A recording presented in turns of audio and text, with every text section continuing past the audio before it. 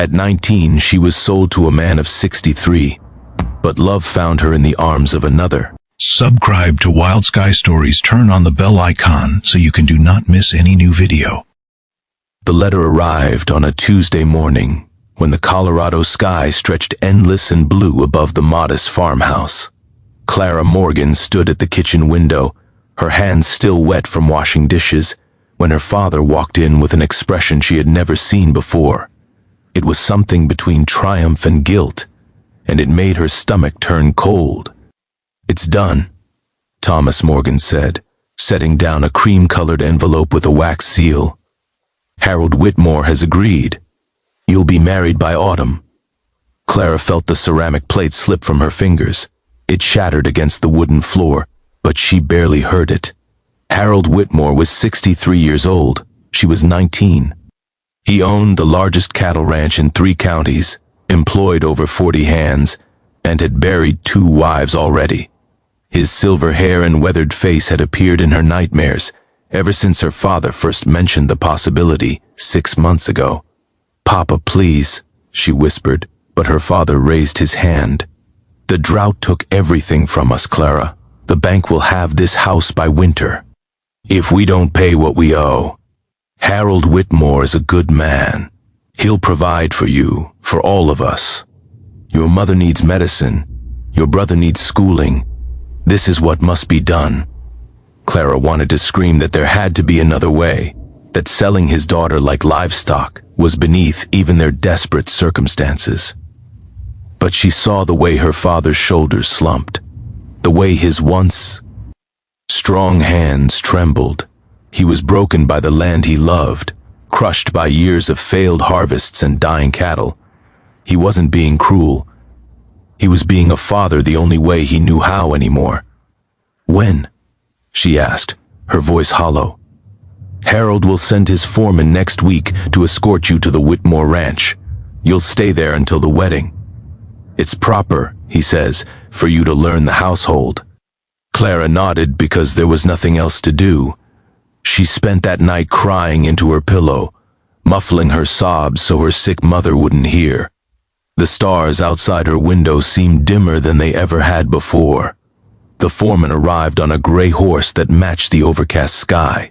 Clara had expected someone as old and stern as Harold Whitmore himself, but the man who dismounted in their dusty yard was young, perhaps 25. His dark hair fell across his forehead, and his eyes were the deep green of summer leaves. He removed his hat and nodded respectfully to her father. "Name's Daniel Reed," he said. "Mr. Whitmore sent me to bring Miss Morgan to the ranch." Clara stood on the porch with her single trunk of belongings, her heart hammering against her ribs. Daniel Reed looked at her for a long moment, and something flickered in his expression. It might have been pity. It might have been something else entirely. The journey to the Whitmore ranch took 2 days by wagon.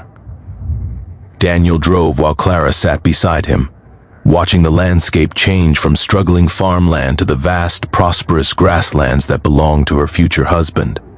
They stopped the first night at a small creek, making camp beneath a cottonwood tree.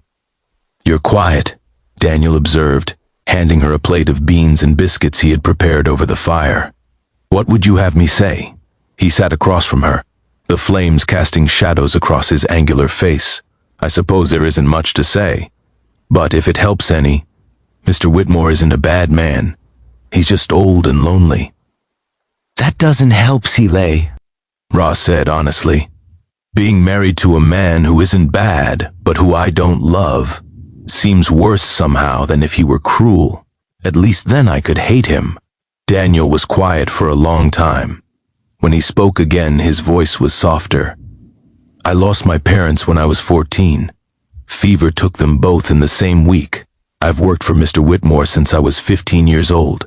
He gave me a chance when no one else would. He's fair to his workers, kind to his animals. But I've watched him marry 2 women who looked at him the way you're looking at that fire right now. Neither of them lived long enough to grow old themselves."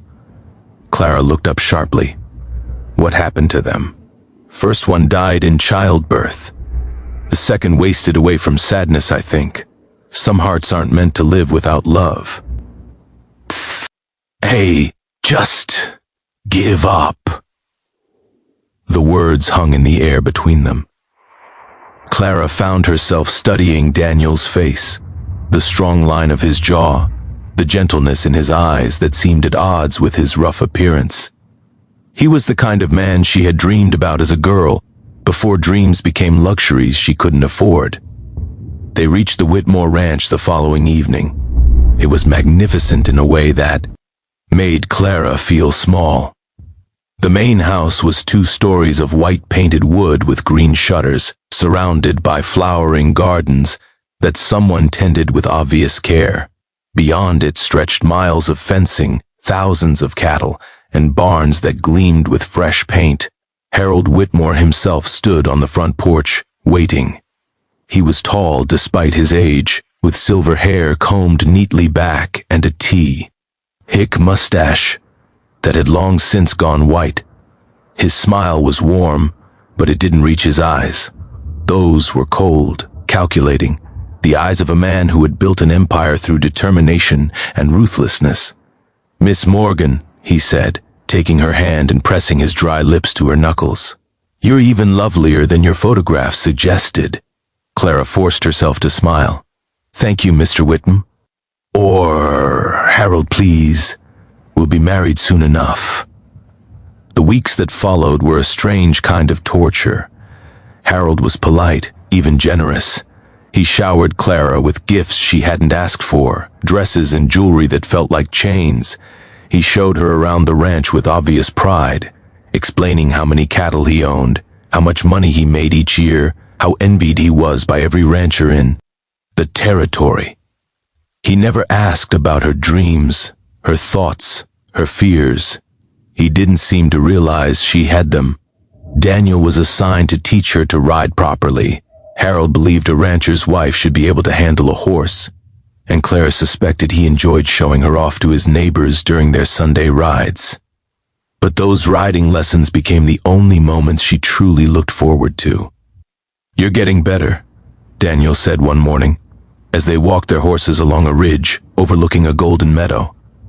"Another few weeks, and you'll ride better than half my men." Clara laughed, and the sound surprised her. She hadn't laughed in so long. "You're being kind. I'm being honest. There's a difference." She looked at him, really looked at him, and felt something dangerous stir in her chest. Daniel met her gaze, and then looked away quickly, his jaw tightening. "We should head back," he said. "Mr. Whitmore will wonder where you've gone." But neither of them moved.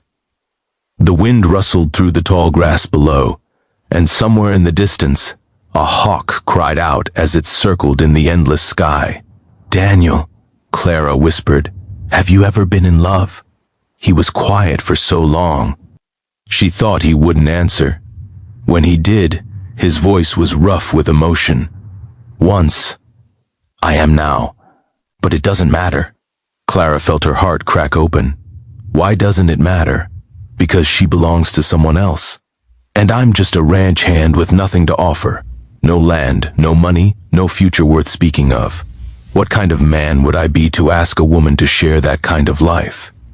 They looked at each other, and everything that couldn't be said passed between them in that single glance. Clara understood then that she was in love with Daniel Reed, and she understood that loving him would only make her suffering worse. The wedding was scheduled for the first day of October. As September faded, Clara found herself counting down the hours with a sense of mounting dread. She wrote letters to her family that she filled with lies about her happiness. Her mother wrote back that the money Harold had sent was already making a difference, that the medicine was working, that her brother had started at a proper school. Clara read those letters and wept. The night before the wedding, she couldn't sleep. She walked out to the barn where she knew she would find Daniel, who often worked late. Checking on the horses. He was there, as she had hoped, brushing down a chestnut mare by lamplight. You shouldn't be here, he said without turning around. I know. He finally looked at her, and she saw that his eyes were red-rimmed. Go back inside, Clara, please. I can't marry him. The words came out broken. I can't spend the rest of my life in that house, sleeping beside a man I don't love. Watching you ride past my window every morning. I'll die inside, Daniel. I'll become like those other wives, and I'll just fade away until there's nothing left of me. Daniel dropped the brush and crossed to her in 3 quick strides. He took her face in his calloused hands, and she saw the war raging behind his eyes. What would you have me do? He demanded. Take you away from here? We have nothing. We'd be running from the most powerful man in 3 counties. He'd hunt us down, Clara. He'd destroy us both. I don't care. I care. I care about you too much to watch you suffer for my sake. She kissed him then. It wasn't a gentle kiss. It was desperate and fierce and tasted like tears. Daniel kissed her back with equal desperation, his arms wrapping around her as if he cow. LD protect her from the world through sheer force of will. When they finally broke apart, they were both breathing hard. Clara pressed her forehead against his chest and listened to the wild beating of his heart. Come with me, she whispered. Tonight, now. I don't need fancy dresses or big houses. I just need you. Daniel was silent for a long moment. Then he tilted her chin up and looked into her eyes. I have $200 saved, he said slowly. There's a preacher in the next town who married my parents. He wouldn't ask questions. We could head west, California maybe. Start over where no one knows us. Is that a yes? He smiled, and it was the most beautiful thing Clara had ever seen. It's a yes. They left that night with nothing but the clothes on their backs, 2 RSEs, and Daniel's life savings. Clara left a note for Harold, apologizing for the pain she knew she was causing, but unable to feel truly sorry.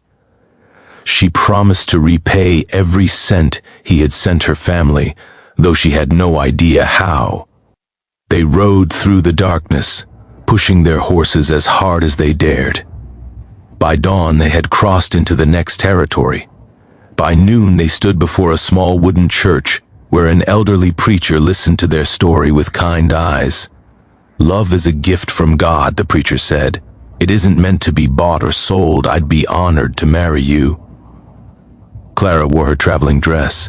Daniel wore his dusty work clothes. There were no guests, no music, no flowers.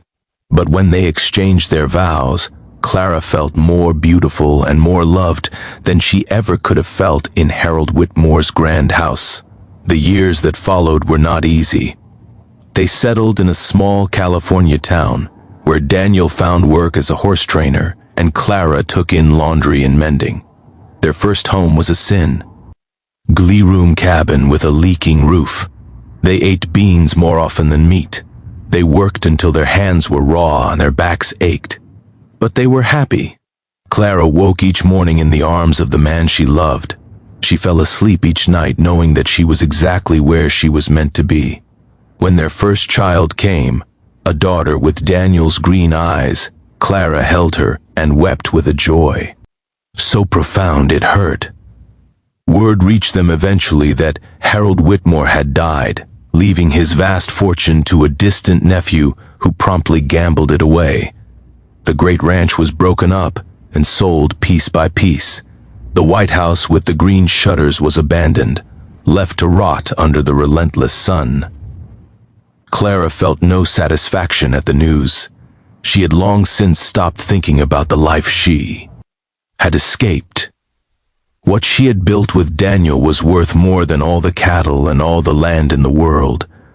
On their 25th wedding anniversary, Daniel took Clara back to Colorado. Her parents were long gone, but her brother had prospered and welcomed them warmly. They stood together on the ridge overlooking the old Whitmore land, now divided among a dozen smaller ranches. "Do you ever regret it?" Daniel asked. his hair now streaked with gray, his face lined with years of hard work and love. Choosing this life with me instead of everything you could have had? Clara looked at him, at this man who had given her 3 children, countless grandchildren, and more happiness than she had ever known was possible. She took his weathered hand in her own. "I would choose you again," she said. 1,000 times, 1,000,000 times. In every life, in every world, I would always choose you. Daniel kissed her softly, and the sun set golden over the mountains. Behind them, their family waited. Before them, the future stretched on, uncertain but full of promise.